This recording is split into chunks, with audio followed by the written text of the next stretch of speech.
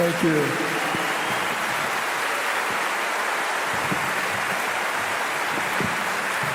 Thank you so much. Thank you.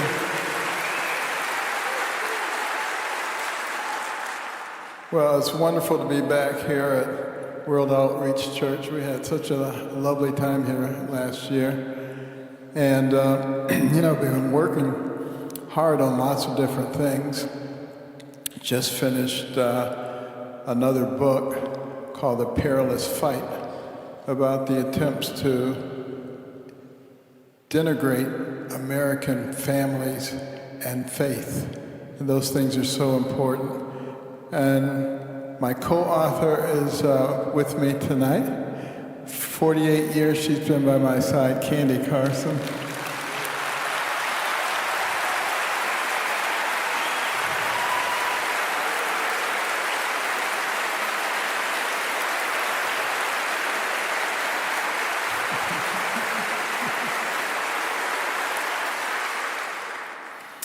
Well, before starting, I'd like to just have a word of prayer. Kind Father in heaven, thank you for this opportunity to come together in your house of worship. And we ask that your Holy Spirit would be with us tonight. Let the words that are spoken be yours, not mine. Prepare our hearts for the times in which we live. In Jesus' name, amen. I wanted to concentrate tonight on the children. Can you imagine what it must be like to be a child today? I mean, my worst nightmare would be to wake up and to be a child. And in the world that we live in today, because the things that they have to face, everybody always says, it's all the same, nothing's ever worse than it has been before. That's not true. The things that they are exposed to are mind-boggling. And but we need to be thinking about what are the things that we can do to mitigate some of the things that children are facing today. Now, I remember when I was a youngster, the thing I hated so badly was not rats, not roaches, not spiders, snakes. Some people hate those things. I hated poverty. Some people are just fine with poverty. I was not fine with poverty. I wanted it to end. I remember there was never money for anything. I remember at school, sometimes the teacher would say, I want everybody to bring a nickel tomorrow because we're going to have popcorn balls. These beautiful popcorn balls wrapped in cellophane. They looked so good. And some people would bring a whole $1 and buy a bag of them. I never had a popcorn ball because we never had an extra nickel to spend on luxuries like that. And I used to just fantasize about what would it be like to be middle class, just to be able to do the things that other people can do. And I thought about that a lot. But we have a lot of children today who are facing poverty, who don't have to be facing poverty, because many studies have shown us that traditional nuclear families don't have anywhere near the level of poverty as do single-parent homes and other types of arrangements. There are 130 million families in the United States. Of those 130 million, there are 23.1 million traditional nuclear families. That's how rapidly things are changing. By the time a child is 16 years old, 36 to 40% of them will have lived in either a single-parent home or a home in which they have a parent and someone who isn't married to that parent, who doesn't have enough confidence or respect to actually marry that parent. And this is the environment that they're seeing and that they're growing up in. And so many of the ones who live in single-parent homes face poverty. You know, the Brookings Institute did a study on poverty, and they concluded after this massive study that there were a few things you could do to reduce your likelihood of living in poverty to 2 or 3%. Number 1, finish high school. Number 2, get married. Number 3, wait until you're married to have children. And get a job. You know, we used to know that stuff. Now it's news. News flash. This is what you have to do. This is a problem. So we really need to start concentrating on how do we form nuclear families and how do we keep those families intact. That's a very long and involved process. You'll have to wait till next year when the book comes out to read about that. But we need to make sure that our children are taught the right kinds of things. I remember as a youngster, I knew all the Bible stories. And what an impact that had on me. A lot of times when I was facing difficult situations, I remember when I was 9 years old, I was in Franklin Park in Boston. Some of you know Franklin Park. And there were these large cliffs made of rocks. And there were signs, "Do not climb the rocks."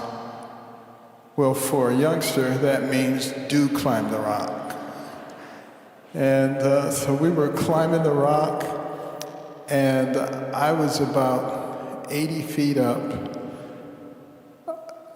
Wasn't thinking about the fact that if I fell, I would break something or get killed. And the ledge that I was standing on broke off, and I was hanging on with my hands. And I remember in the book of Psalms, the 91st chapter, the 10th and 11th verse, it said, "And he shall give his angels charge over thee, to lift thee up, lest you dash your foot against a stone." I was going to dash more than my foot. And I said, "Lord, this was stupid of me." And I said, "If you get me out of this alive, I will never do this again." And, you know, one of the things that did not appeal to me as a youngster were big, hairy spiders. But then I saw a little crevice, and it was a nest for a bunch of wolf spiders. I was so glad to see that. I happily put my foot into it and got off of that mountain. But it made an impression on me. The Lord really does take care of you. If you ask Him, you have to have faith. And that's what we have to teach our youngsters. But I also was not a particularly good student. I told you the last time I was here how horrible I was. I remember we were on the schoolyard playing, and somehow we started a discussion about who was the dumbest person in the school. And it wasn't a big discussion. They all agreed it was me. But then someone tried to extend the argument to who was the dumbest person in the world. And I said, "Wait a minute." I said, "There are billions of people in the world." And they said, "Yep, and you're the dumbest one." Well, when recess was over, we were back in class, we were having a math quiz. And that was most unfortunate for me, because I didn't do well in math. I had a basic philosophical disagreement with the math teacher, who thought you should know your timetables. And as far as I was concerned, they were printed on the back of the notebooks. So you could look it up if you needed to see what it was. Well, that didn't work so well when you're taking a test. And of course, I didn't do well on the test. You had to pass your test to the person behind you. They corrected it, gave it back to you. The teacher called your name out loud. You had to report your score out loud. Not a problem if you got 100 or 95. Major problem if, like me, you got a 0 and just had an argument about who was the dumbest person in the world. And I knew when I said 0, they were all gonna laugh and say, "We told you." So I started scheming. I said, I know what I'll do. When the teacher calls my name, I'll mumble. And the teacher will think I said one thing, and the girl behind me would think I said something else. So when she called my name, I said, and she said, 9. Benjamin, you got 9 right? That's just wonderful. I knew you could do it if you just applied yourself. It had 30 questions, but she just went on and on. And finally, the girl behind me couldn't take it any longer. And she stood up and said, "He said none." Well, the kids were rolling in the aisles, and if I could have disappeared into thin air and never to be heard from again in the history of the world, I would gladly have done so, but I couldn't. So I had to sit there and act like it didn't bother me. But it did. It bothered me a lot. Not enough to make me study, but it bothered me a lot. And of course, it bothered my mother even more than it bothered me. But, you know, I bring that story up to say that there are a lot of young people who are of the impression that they're not good in a certain subject. How many times have you heard somebody say, "I'm not good at math"? It's not true. If you have a normal brain, you're good at math. It's just a matter of how you've been taught. It's like reading.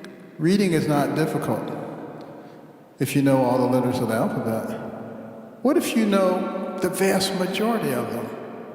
Let's say you know 21 of the 26 letters. The only ones you don't know are A, E, O, S, and T. You know all the others. What could you read? As soon as you started reading, you say, "This is too hard, I can't do that."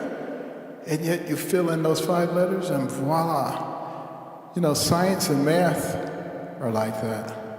Everything builds on something else. If you don't have the building blocks, it very quickly deteriorates into a bunch of mumbo jumbo. And unfortunately, we're seeing a real problem these days in schools.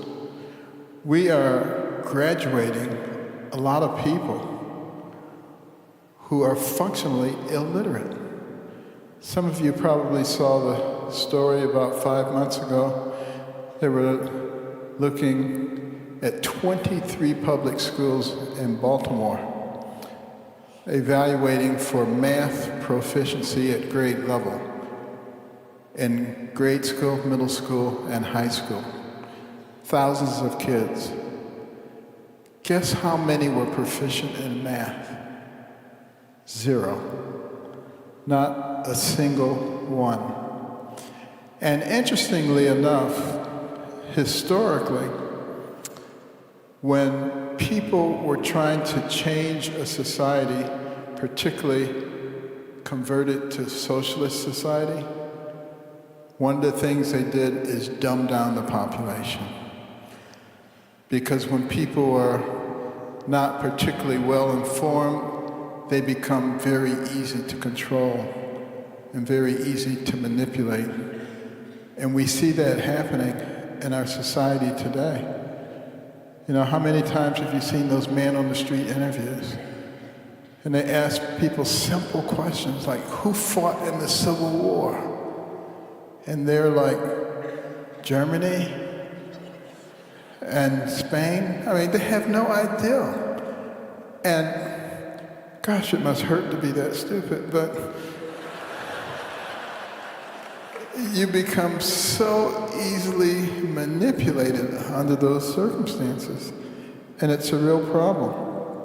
You know, fast forward several years, I had gone to Chicago, and I was going to speak at a school there, Wendell Phillips High School in the south side of Chicago. It's in a very bad part of the city. Now that I'm speaking about Chicago, I remember one time I went there, and I was going for a conference. And I said, why should I pay all this money for a cab when I can just take the loop train and get off at the right stop, save a lot of money? Well, I thought it was the right stop. It was not the right stop. And all the people were looking at me, licking their chops. Who's going to get them? I said, oh boy, I'm in trouble now. And at that moment, a cab pulls up, and he says, get in the car. You don't belong here. And I got in the car, put my suitcase in the back. He took me to the convention area. I got my suitcase out, turned around, went to pay him. He was gone. Do you think the Lord takes care of his people? He absolutely does.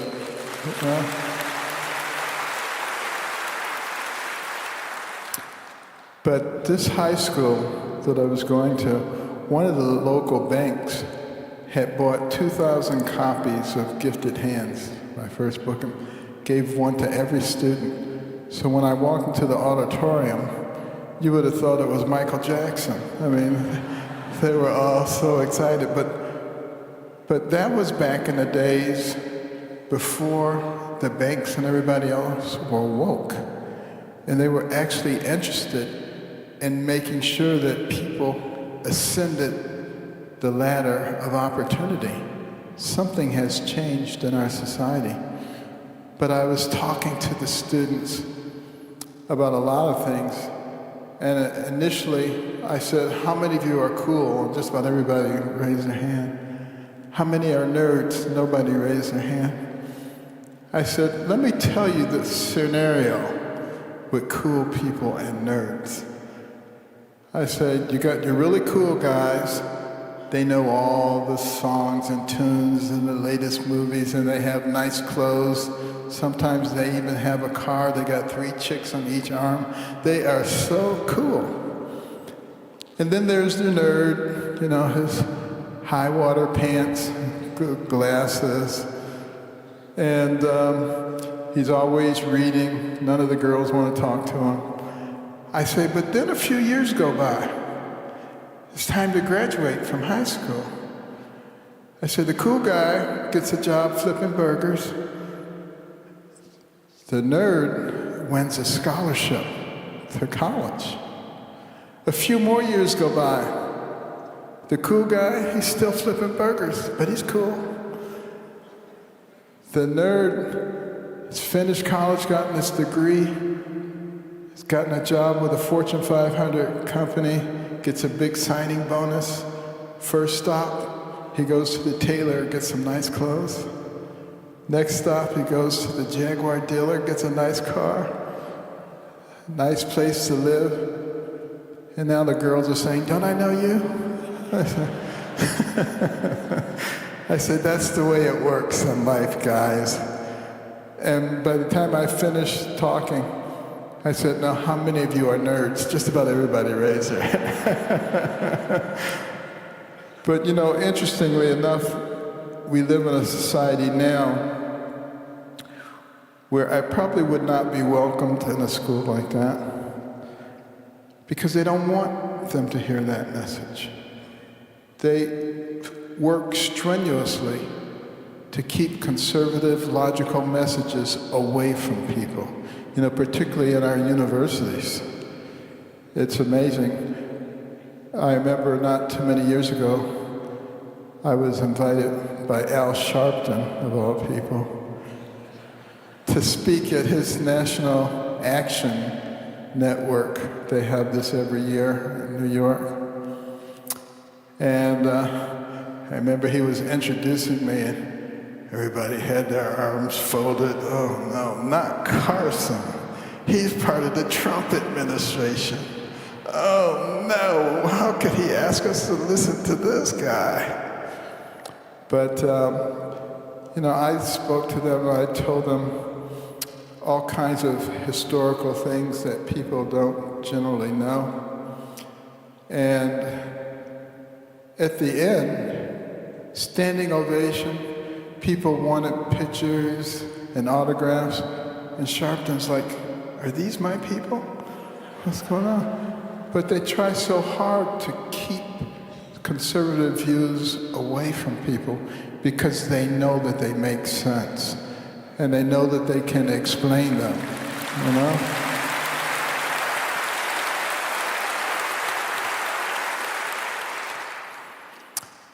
The other thing that we have to be thinking about with our children are who's teaching them and what's going on with our educational system. Tomorrow I'll be talking more about adult things, and we'll get into that.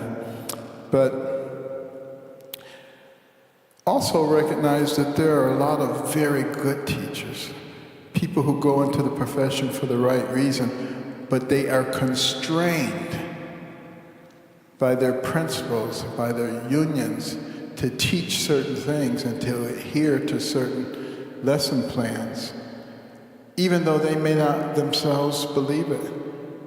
And in those cases, they have to either stay there and,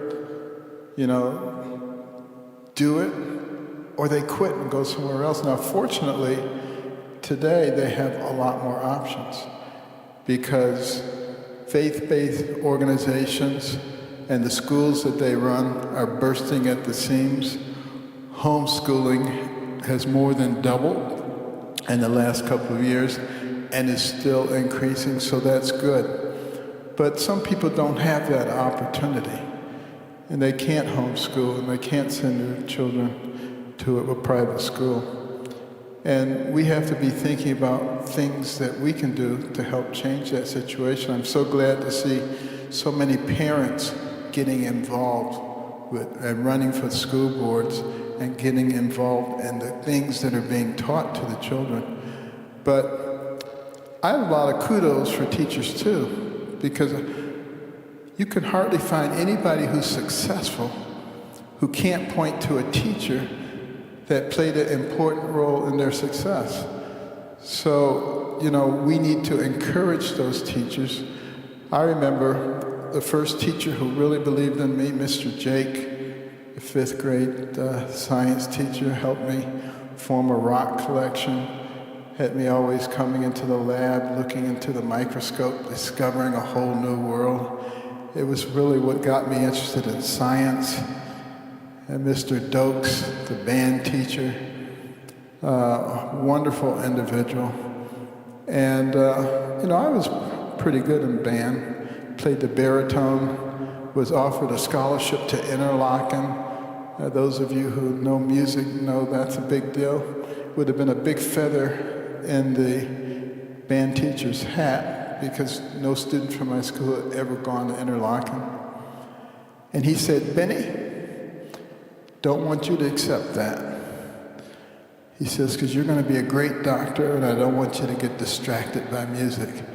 He was much more concerned about what was going to happen to me and my career than him and his career. Wonderful teachers like that. And then there was Mr. McCotter, the biology teacher, who was a nerd. And the kids just tormented him. I felt sorry for them. He could never teach the lesson. He spent the whole time battling with the kids. And he hired me as this biology laboratory assistant, so I got to set up all the experiments. So I got to know what was supposed to be taught, even though it never got taught. And that was a big benefit to me in an inner city high school in Detroit. And then the chemistry teacher hired me to do that for chemistry, and the physics teacher. So I got to learn all the stuff that I was supposed to learn, even though I was in a pretty bad learning environment. But it was individuals like that that made a big difference. And there were female teachers too. Somebody saying, didn't you have any female teachers? I had a lot of female teachers. Miss Schaumburger, who later became Miss Miller, my English teacher, really got me on the right track in terms of, you know, my proficiency with the English language, with presentations. Made a big difference in my life, but perhaps the biggest difference she made was I started hanging out with the wrong crowd. And she made it clear to me that if I didn't stop, she was going to kill me. So, so I did stop, and that was probably a good thing for me in the long run. But teachers are great, but if we can instill into our kids the can-do attitude, as opposed to the what can you do for me attitude, which is what we're seeing throughout our society these days. Everybody's a victim. And the more you can identify as somebody who's being persecuted, the greater you become. I was listening to a report about an area in California this week where half of the students identified as transgender. Because if you're transgender, you're cool all of a sudden. And, you know, this is a real problem in our society. But if we can get students thinking about what they can do, it's amazing what they can do. There was a little girl, she was swinging in the schoolyard, fell off the swing and hit her head and had a seizure. Now, that's not super uncommon. People have post-traumatic seizures, so nobody got too concerned. But the next week, she had 2 seizures. And the next week, 3. Pretty soon, 3 a day, 10 a day, 30 a day. The doctors in Connecticut didn't know what to do. So they sent her to the doctors in New York, and they didn't know what to do. So they sent her to the doctors in Boston, and they didn't know what to do. But there was an old doctor there. And he said, I think she may have Rasmussen's encephalitis. And with that disease, the seizures get worse and worse. No matter what you do, you'll have to put her into an institution, and she will die. Parents were devastated. Their beautiful little girl, nothing you can do in an institution. The mother would never say die, so she went to the library, started reading about seizures and epilepsy. She discovered some of the work we were doing at Johns Hopkins with a procedure called cerebral hemispherectomy, an operation in which you take out half the brain in a child with intractable seizures to stop the disorder. And they brought her to Hopkins, and we evaluated her, felt that she was actually a good candidate for that operation. But when I explained to the parents the risk of surgery, that she might be paralyzed on one side, she might not be able to talk, she might be in a coma, or she might die, they said, thank you, doctor, but no thanks. Because we couldn't live with ourselves. If she were in a coma, she died, we never even had a chance to say goodbye. So they took their little girl, seizures and all, back to Connecticut. And that Christmas, she was in a play, and while she was on the stage, she had a grand mal seizure. Fell down on the stage, arms and legs jerking, eyes rolled back, foaming at the mouth, incontinent of urine. That was the straw that broke the camel's back. They took her back. They brought her back. They wanted the operation. I performed the operation, took out the left half of her brain. Everything went smoothly, except for one thing. She didn't wake up at the end of the operation. She remained in a coma. And a day went by, 2 days went by, she was still in a coma. Every time I went in the room, the parents were by the bedside grieving. I really felt for them. And a week went by, 2 2 weeks went by, still in a coma. She used to love Mr. Rogers. So they would play tapes of Mr. Rogers singing and saying poetry. Didn't wake her up. Mr. Rogers heard about her. He came all the way to Baltimore, to her bedside, with his puppets to wake her up. Didn't wake her up. 4 weeks went by. It was 2 o'clock in the morning. Her dad was lying on a cot next to her hospital bed. And she said, "Daddy, my nose itches." And he was so shocked. He jumped up. He was so happy. He ran out in the hallway. She talked. Only had on his underpants. Everybody came out to see what all the commotion was. Followed him back down to the room, and there she was, scratching her nose. That was the beginning of a rapid recovery for that little girl. In no time, she was walking again. She was talking. She wasn't having seizures. And now it was time for her to go back to school. But now they were worried again. She was missing the left half of her brain. That's the side that allows you to calculate, to do math. How would she ever be able to achieve in math? But the next year, that little girl was so determined and she worked so hard that she had the highest math grade in her class. And she did that with half a brain.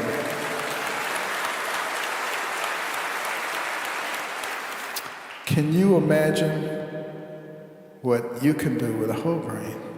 That's what we got to get our young people to understand.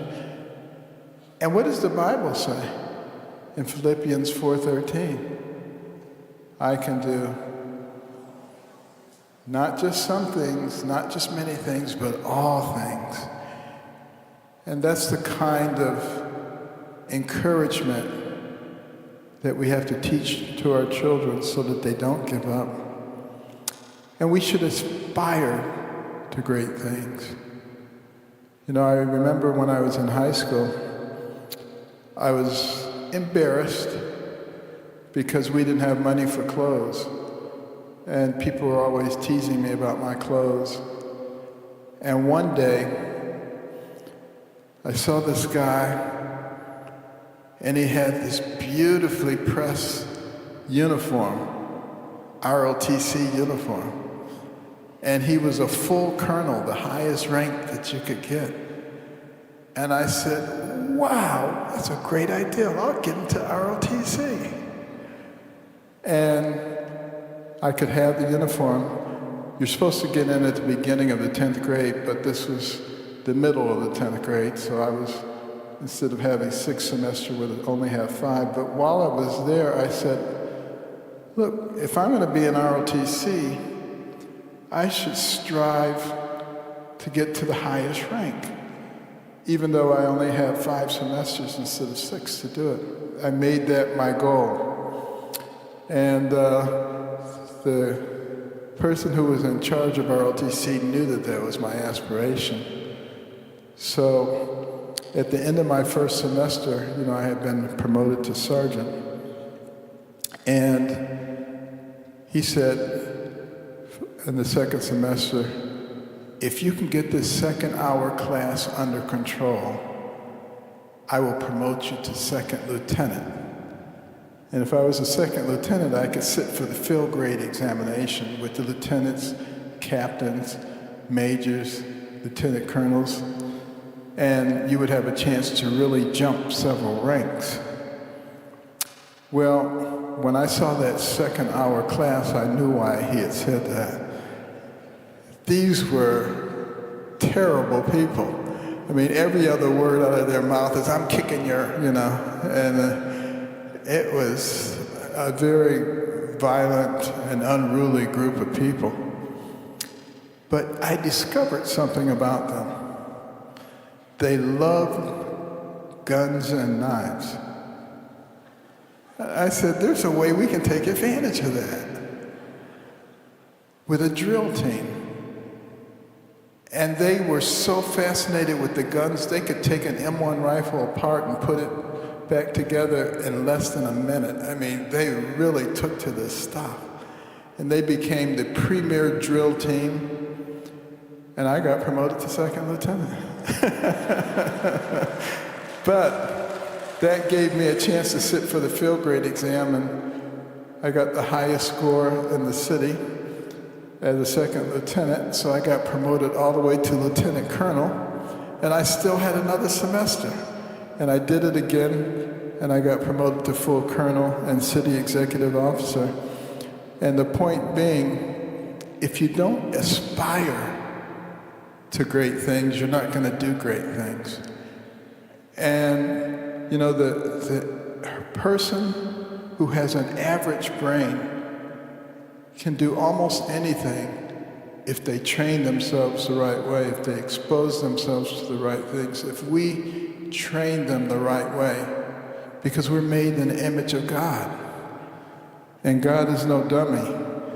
I mean, the human brain, when you stop and think about it, there is nothing in the universe that compares to it. It can do amazing things in a split second. How many of you, for instance, remember what you had for lunch today? Let me just see your hand. Okay, look how quickly you were able to remember and respond to that question. But what did your brain have to do for you to do that?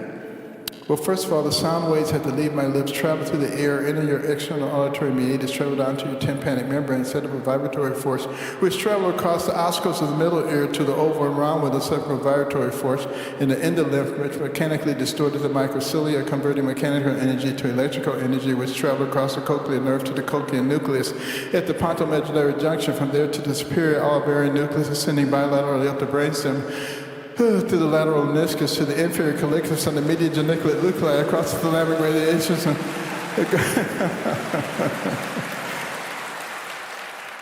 it goes on quite a bit after that, so that you can raise your hand. And you barely even had to think about it.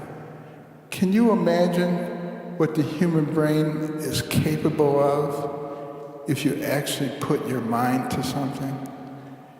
And that's what we have to start teaching our children. And we all have unique brains.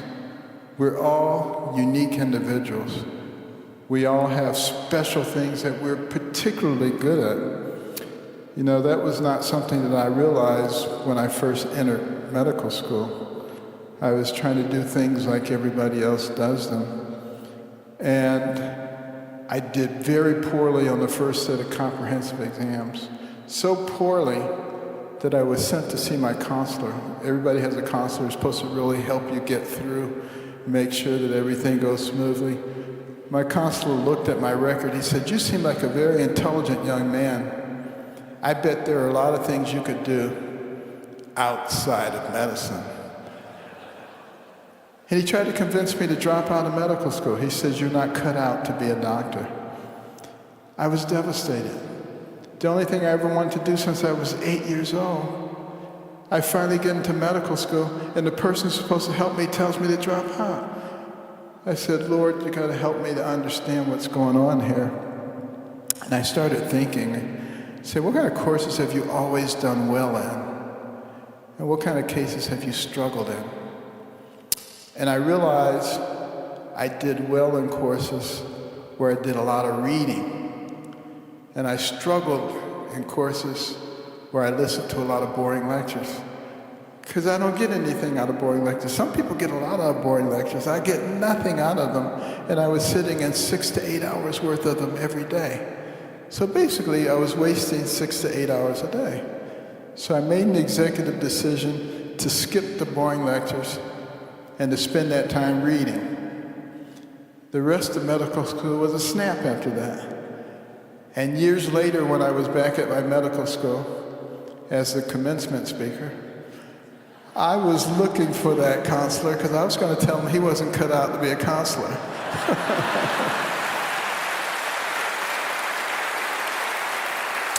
Because, you know, there are so many people who are just negative. They can always tell you why something can't be done. what if they spent half that time trying to figure out how something could be done? And that's what we need for our young people. The worst thing you can do for a young person is to denigrate them and tell them how bad they are and how stupid they are. And you start, pretty soon they will start believing it. You know, just like a young child who's very curious and very suggestible, if you keep telling them that you might not be a girl or a boy, you know, that has an impact on them. You know, on a mature person, they'll just brush you off. But remember, that child's brain is not fully developed. It will not be developed until they're in their 20s. So that's why they have parents. That's why they have guardians. That's why they have people to shield them from those who have other motives. And I will be talking about some of that tomorrow.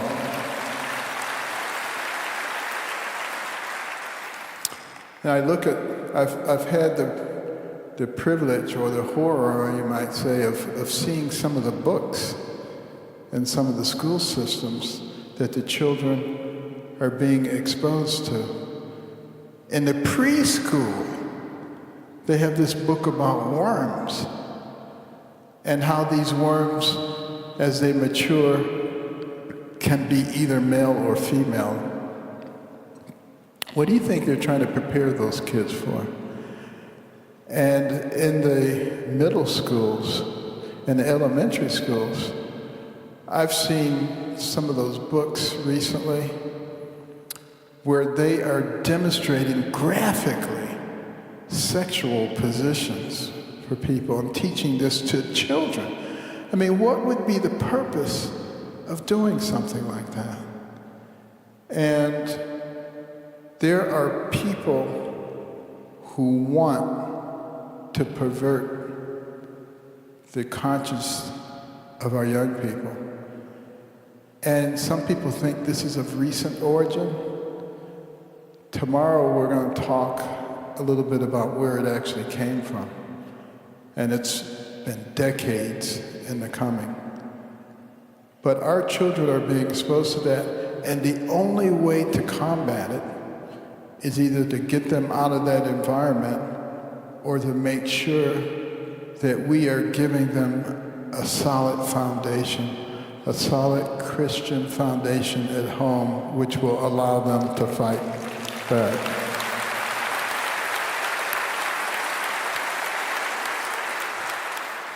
And you probably heard recently some of the legislators that come from a different point of view are trying to ban the Bible. So you can't have the Bibles in the reading rooms or in the libraries because there's violence and sex in the Bible. Doesn't that sound like Satan? I mean, that is very, very problematic. And one of the reasons that we were able to excel as a nation is because of our faith, because we integrated that into who we are.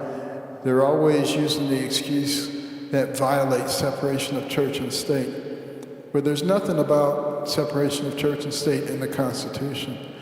And, you know, our faith teaches us how to react with each other. It teaches us a relationship with the creator of our universe. What an incredible advantage it has been for us as a nation to be people of faith. And as we move away from that faith, we are descending just as rapidly as we ascended. And we have to recognize that. We have to recognize that our faith and our families are under attack. And we have to fight back. We cannot be passive if our country is to survive. You know, some of the things that we used to teach our children have been removed from our history books, like the story of George Washington, the bulletproof Washington. A lot of people today don't even know that story. It was very common early on. George Washington was a courier for General Braddock during the French and Indian War. All the couriers were killed. They were shot, their horses were shot. except for Washington. His horse was shot out from under him. He had 4 bullet holes in his coat. He had bullet fragments in his hair, but he had no wounds. Everybody used to know that story. And some years later, when George Washington was back in that area, one of the Indian chiefs, who was very elderly by that time, heard that Washington was coming, and he had his people to carry him to where Washington was. And he said to Washington, "Sir, before I die, I wanted to meet you." He says, "Because I am an expert marksman, and I shot you many times. And my men shot you lots of times, and I told them to stop wasting their bullets. And I wanted to meet the man who was protected by the Great Spirit above." That used to be in our history books. People decided it was politically incorrect. The Battle of Long Island used to be in our history books. When George Washington and his very last battalion were surrounded by General Howe and the naval blockade. They were completely surrounded. They were about to be wiped up. The Revolutionary War was going to end. Meteorological records of that time indicate that that very night, a dense, unexplainable fog fell on the area. It remained all night and into the next day to allow Washington to get away. You think that was just a coincidence? It was not a coincidence. George Washington was a man with great faith in God. He prayed all the time. And obviously, the Lord honored those prayers. And then the story of our flag and Fort McHenry. What an incredible situation that was. Francis Scott Key was on one of the British ships that had come into the harbor, Chesapeake Harbor. During the War of 1812, the British had burned Washington, D.C., had burned the White House. They were moving on to one of the last bastions of our protection, was Baltimore. And they were coming into the harbor, and they were going to destroy Fort McHenry and take over the city. Francis Scott Key was on board one of the ships. They were going to keep him there because they didn't want him to reveal their secrets. But they had told him about their plans, and he was quite distressed because it was looking very much like the United States was going to once again be under British rule. And that night, before they started the bombardment, the British had told Colonel Armistead to lower that flag. They said, "If you lower the flag and submit, then we will spare you." Armistead said, "We will never submit. We will never surrender." And at dusk, the bombardment started. All night long, bombs bursting in air, rockets. You couldn't see from all the dust and debris. And as dawn approached, Francis Scott Key came on deck and peered and was looking for a clearing, but there was just so much smoke and debris. And then there was a clearing all of a sudden, and he beheld the most beautiful thing he'd ever seen. The torn and tattered flag of the United States was still there, and the British gave up, and they went back home. We subsequently became friends, but that kind of grit, that kind of determination, that was something that characterized us as Americans. That can-do spirit is so vitally important that we make sure that we maintain that and that we pass that on to our children. And then the ability to think out of the box and not to think like everybody else does. That was one of the things that allowed us to distinguish our country from all the other countries of the world. And if you look back over the last 100, 150 years, at the number of inventions that have been life-changing. 90% of them came from this country. There is obviously a reason for that, because we created an environment that encouraged entrepreneurship and innovation. Capitalism actually works much better than socialism, particularly when it's integrated with compassion.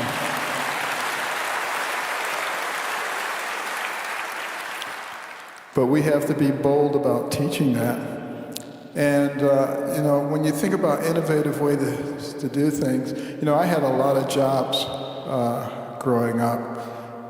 I was a science lab assistant, I told you about that, but also at the university level at Wayne State University.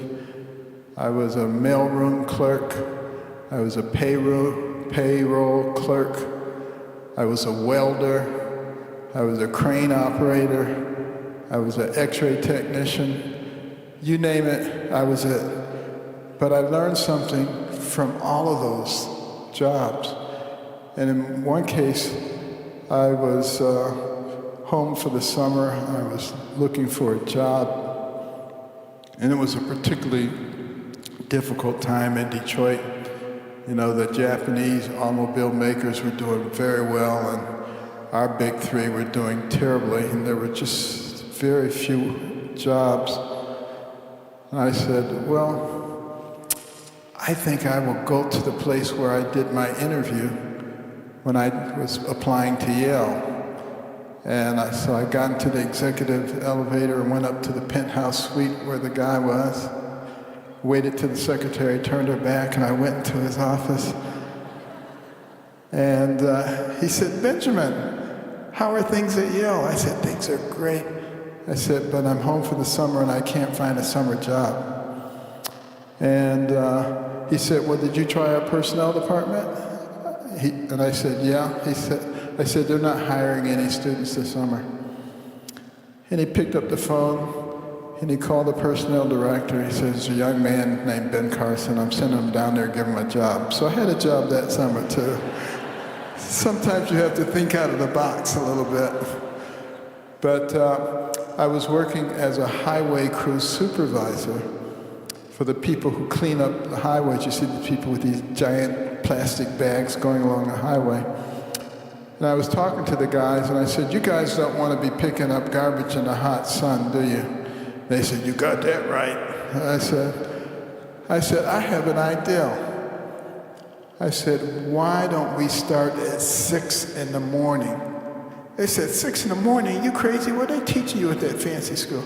I said, at 6 in the morning, it's cool. You can work efficiently. Your job is to fill up 100 of these big bags, and you have 8 hours to do it. Here's the deal. If you can pick up the 100 bags in 7 hours, I'll still pay you for 8. If you can pick it up in 6 hours, I'll still pay you for 8. No matter what amount of time it takes you, I'll still pay you for 8.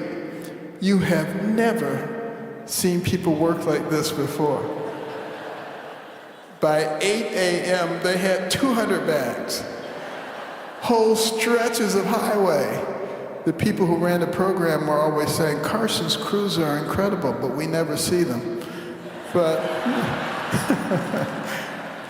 you sometimes thinking out of the box and recognizing what you're trying to accomplish as opposed to just checking off the box. And if we can teach that to our children, what a difference that makes. Also, that God can prepare you for what he wants you to do. I developed a reputation for separating conjoined twins, but in the first case, I had just, for some reason, gotten really interested in conjoined twins. And I was sitting there thinking, why is it that they all die? And I concluded that it was exsanguination. They would bleed to death. And I started thinking, how could you keep them from bleeding to death? And I started talking to people and formulating a plan. And then I said, why am I thinking about this? I'm never going to see a set of conjoined twins in my whole career. Literally 3 weeks later, the first set of twins, and they were asking me, did I have an opinion on how to fix that problem? And we put together a team, and it was a 22-hour operation, but it was successful. They both survived. They had some complications because of some horrendous infections, but it paved the way for multiple other successful separations over the course of time.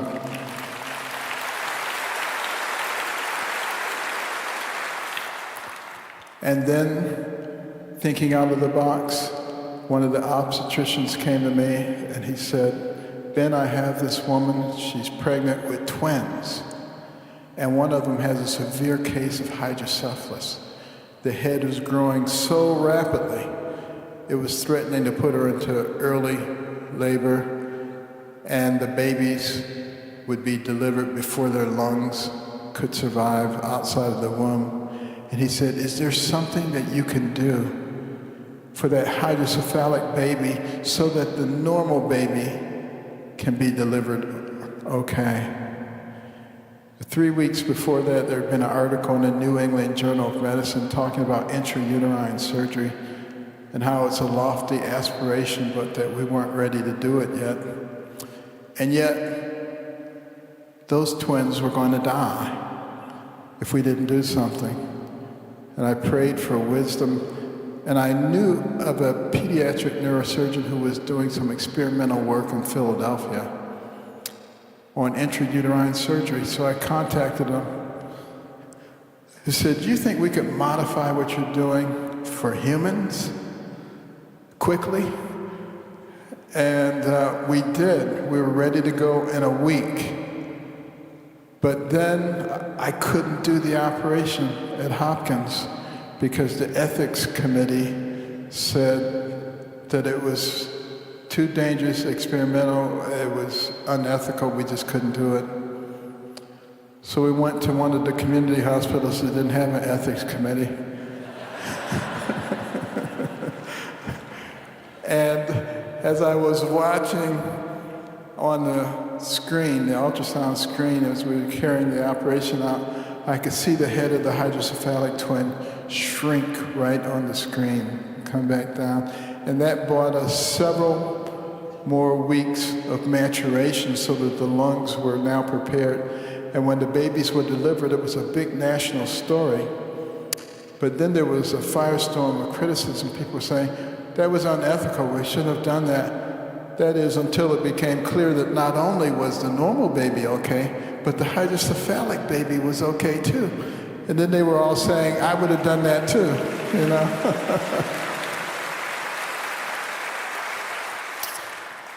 But thinking out of the box and asking God for wisdom on how we do things. And by the way, when I finish speaking, which is going to be very shortly, you're going to see from American Cornerstone Little Patriots program an episode of Star Spangled Adventures. And what we've done is put together a K-5 educational program to teach children all about who we are, all about our values and principles as a nation, make people proud to be an American. You know, it doesn't matter where your ancestors came from. They could have come from England or France or Spain or Africa or South America. It doesn't matter where they came from. The fact of the matter is, you're better off here than you would be where they came from, because this is the greatest country in the world.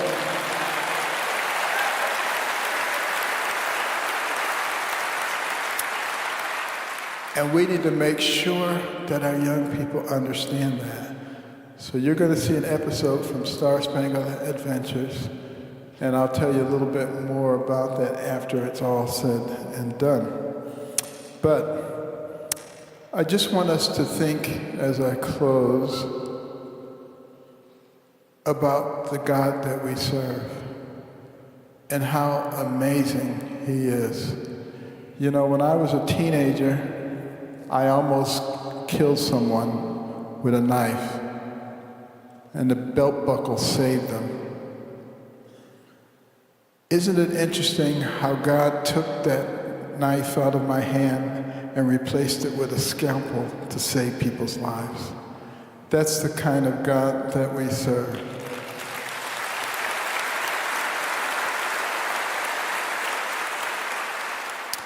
And we have to think about, when we think about our young people, we are the ones who are responsible for what happens to them. We can't sit around and wring our hands and just say, this is a horrible situation that we're living in, and these are horrible people who are trying to do the horrible things to our children. We can't do that. We have to employ those incredible brains that we talked about and think about how we can work together to provide the kinds of protections that our children need, the kind of inspiration that they need, the kind of teaching and understanding of who we are as a nation. We're different than any other nation because we believe from the beginning that our rights and our privileges come from God and not from government. And it says that in the Declaration of Independence, our founding document. And we need to make sure that we are not ashamed of the fact that every coin in our pocket and every bill in our wallet says, "In God we trust." And it can't just be something we write there, it needs to be something that we believe. And if we do, He will bless us. And if we reject Him, He will not. It's as simple as that. Israel gave us the example that we need. Will we reject that and just go inexorably down the path of self-destruction? Or will we learn from it and understand? And will we learn from what those who preceded us did to ensure our safety, to ensure our prosperity? I mean, think about World War II and the Nazis, the Axis powers, were gaining control, about to conquer the world. And what did we do? We sent our young women into factories, and they built more airplanes, mortars, and tanks than anybody could imagine. Our young men from the cities, the suburbs, the rural areas, 16, 17, 18, 19 years old, many of them lied about their age so that they could fight for our country. D-Day, approaching Normandy, the shores, being mowed down by machine gun fire, 100 dead bodies laying in the sand, 1,000 dead bodies laying in the sand. Were the others afraid? Did they turn back? Yes, they were afraid. No, they did not turn back. Think about it.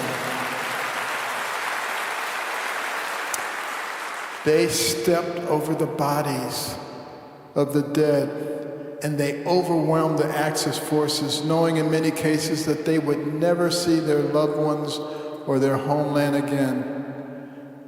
Why did they do that? Did they do it for themselves? No. They did it for you and for me, so that we could be free. And now it's our turn to do it for those who are coming after us. Thank you very much.